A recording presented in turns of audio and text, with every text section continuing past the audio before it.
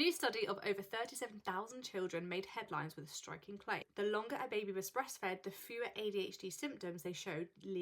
That's the kind of finding that can make you feel really guilty or quietly reassured, depending on how you fed your baby. So let's do what we always do on my channel. We're going to dig into what this study found, the research and methodology, and what we can take away from it regardless of how we fed our babies. Welcome back, I'm Joanna. I make short videos on research-based academic papers, peer-reviewed journals, anything data, basically on just parenting topics like today it's breastfeeding, education, nursery, behaviour, literally anything that is interesting that we can take away, because I want to make informed decisions and ideally want to become a better parent. If you like that idea, please do hit like and subscribe. I'd love to have you around. So the research came from the University of Bergen in Norway and was led by a psychiatrist, Dr. Solberg.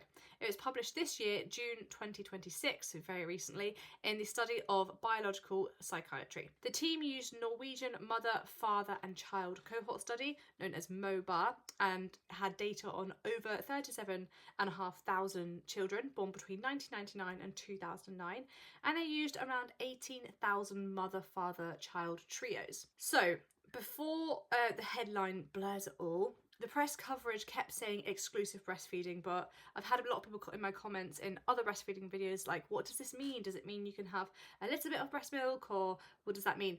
The study actually measured what researchers called full breastfeeding.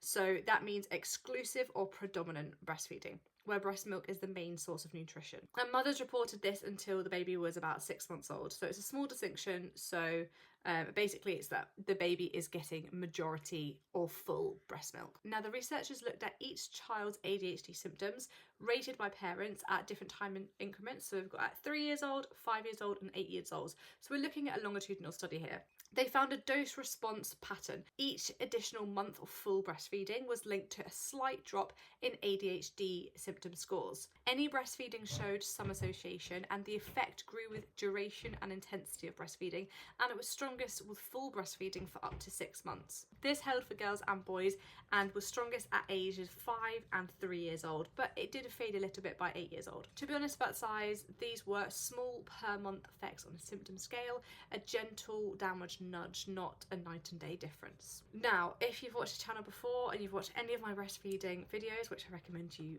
have a look at, breastfeeding is always tangled up with everything else. So we're talking about confounding variables here. So the mothers who breastfed for longer tend to be, on average, more educated, maybe more support, and probably more income as well. So is it the breast milk itself? Is it the circumstances around it? There's also a genetic twist too, which we want to acknowledge. ADHD is highly heritable.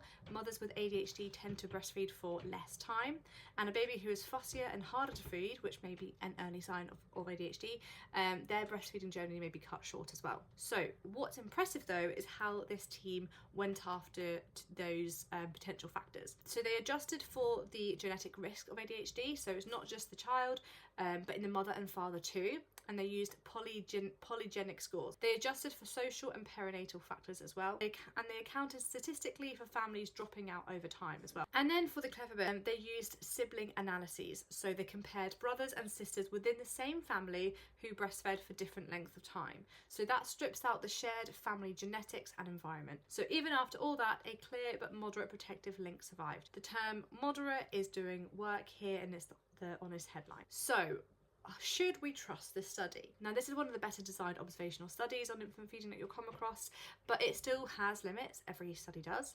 The strengths are real. The breastfeeding research gets waved away normally in the terms confounding variables and genetics. Those study tackled both of those, so this is a really strong study. The polygenic scores for all 3 family members is a serious attempt to hold the genetics at a constant, and the sibling design is one of the closest things to observational research has to a natural experiment.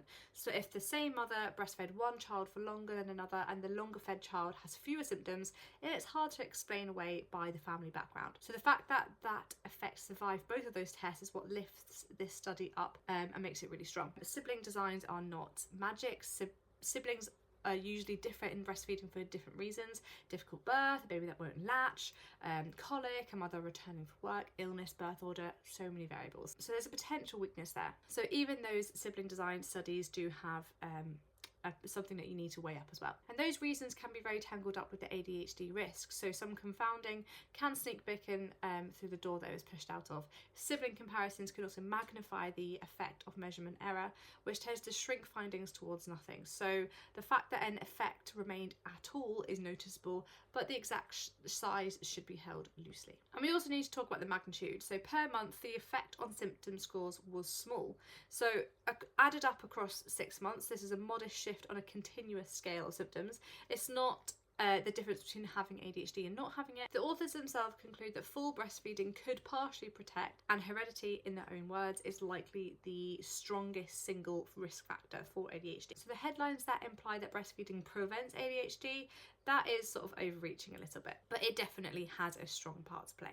We also might want to acknowledge that the self-reporting duration of breastfeeding was reported months after the fact, so there might be some recall error. Then the outcome was parent-rated symptoms, not a clinical ADHD diagnosis. We're looking at symptoms, not label. Families are not representative, they're more educated, they breastfeed more on average, so this means that the effect could be even larger in populations where breastfeeding is less common, and so therefore we should be maybe cautious about generalising. But of course the mechanism, the idea that fatty acids like DHA in breast milk continue to support brain development, that's plausible, but that's not what's tested here. This study is just to show a link, not a cause. So let's have a parenting takeaway. What can we take from this? If you're able to breastfeed and you want to, this just adds another benefit to why you could and should breastfeed. It lines up with NHS and WHO guidelines to aim for breast milk as the main source of nutrition for at least 6 months and up until 2 years and beyond. If breast milk wasn't possible for you or wasn't right for your family, then please don't take this on a verdict of your child. It doesn't mean that they're necessarily more likely to be diagnosed with ADHD or have ADHD symptoms. The effect is small and it's partly confounded, and it's also genetics dominant. Formula-fed children thrive too. This isn't a guilt study and I won't present it as one. And if ADHD runs in your family, the honest message is that genetics play probably the biggest role here, not how you fed your baby. So feeding at most is a small piece of a much bigger picture. So beware of the headline when it says breastfeeding lowers ADHD, because that's a very, very strong claim. The fair version is that it is real, but the modest association survives some serious statistical scrutiny. And the response to this kind of research isn't to lecture individual parents, it's to fund better breastfeeding support for midwives, for hospitals, for baby groups, and also even just to be able to talk to you guys to try and normalise the idea of breastfeeding conversations. It's really important. If you like this video, you like talking about the findings and the caveats, what we can honestly take away without any guilt, without any shame, please do hit like and subscribe. I hope you like this video. Tell me in the comments your journey about breastfeeding. Do you have ADHD? Did you find that there was a link there? Let me know in the comments. I'd love to hear. And on that note, I'll see you in another video. See you later.